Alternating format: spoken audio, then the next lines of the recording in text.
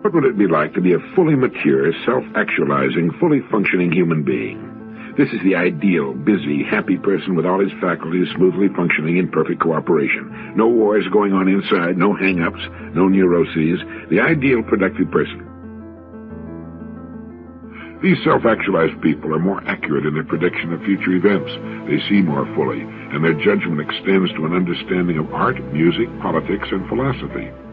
Yet they have a kind of humility, the ability to listen carefully to others, to admit they don't know everything, and that others can teach them. It's so important for you and me to be stretched beyond where we are. It's too easy to just comfortably sit and stop growing. It often doesn't seem to be that necessary to make the push, to make the effort to learn and to grow and to challenge yourself.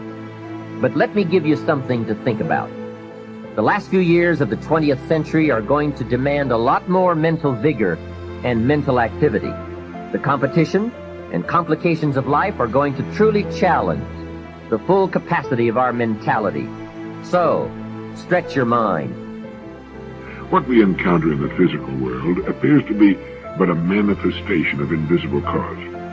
The distinguished psychologist and incidentally the inventor of the famous lie detector, William Moulton Marston, wrote, "For years as a psychologist, I've sought in the careers of great and everyday people the inner springs that make for successful living. There are two which seem to me of prime importance. The first is plain old hard work, governed by cool, logical thoughtfulness.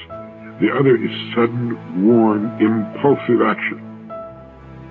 From birth up until the time we are about 18, our learning curve is dramatic, and our capacity to learn during this period is just staggering. We learn a tremendous amount, very fast. But guess when this learning curve starts to taper off? Here's where it usually levels off. When we get our first job, if there are no more exams to take, if there's no demand to get out paper and pencil, why read any more books? Now you will just learn by some experience.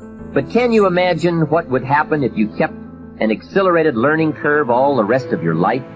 Be that unusual person who keeps up his learning curve. Now there's a big difference between what you believe and what you know. Everything that you know is something that you have made conscious contact with. So there's nobody out there watching, there's nobody in this world who knows how to swim, who learned it by somebody else telling them that you can swim, or by watching Mark Spitz go through the water, or by observing other people doing it.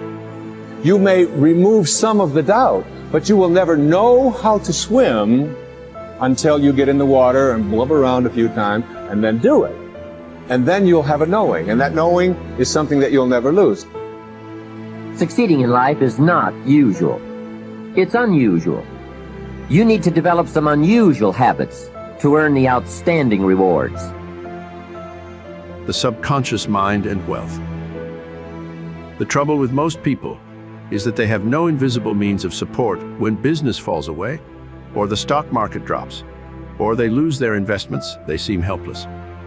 The reason for such insecurity is that they do not know how to tap the subconscious mind. They are unacquainted with the inexhaustible storehouse within. A man with a poverty-type mind finds himself in poverty-stricken conditions.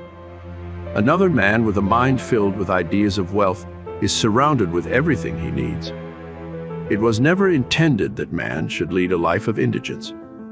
You can be wealthy, have everything you need, and plenty to spare.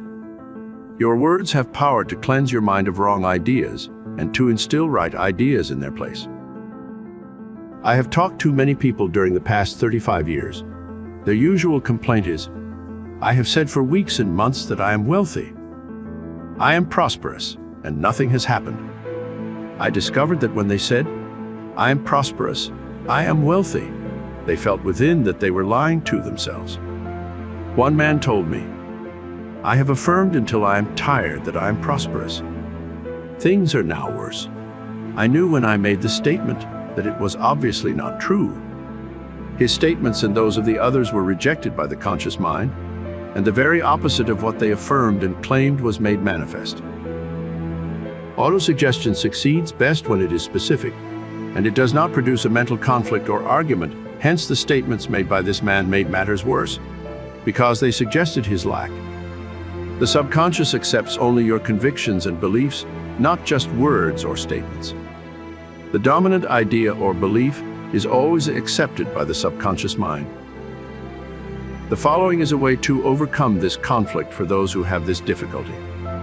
Make this practical statement frequently, particularly prior to sleep.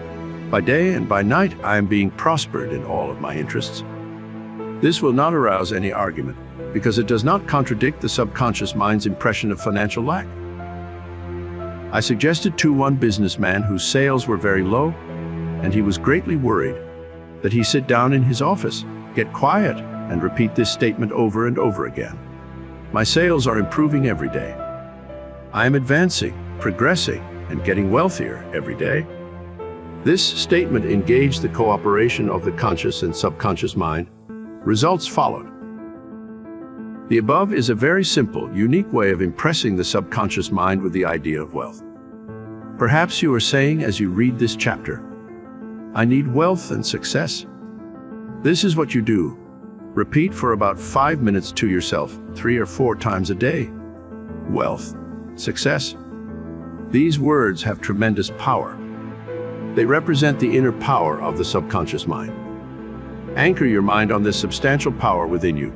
Then conditions and circumstances corresponding to their nature and quality will manifest in your life. You are not saying, I am a success, or I am wealthy. You are dwelling on real powers within you. There is no conflict in the mind when you say wealth or success. Furthermore, the feeling of wealth and success will well up within you as you dwell upon these ideas. The feeling of wealth produces wealth. The feeling of being successful produces success. Keep this in mind at all times.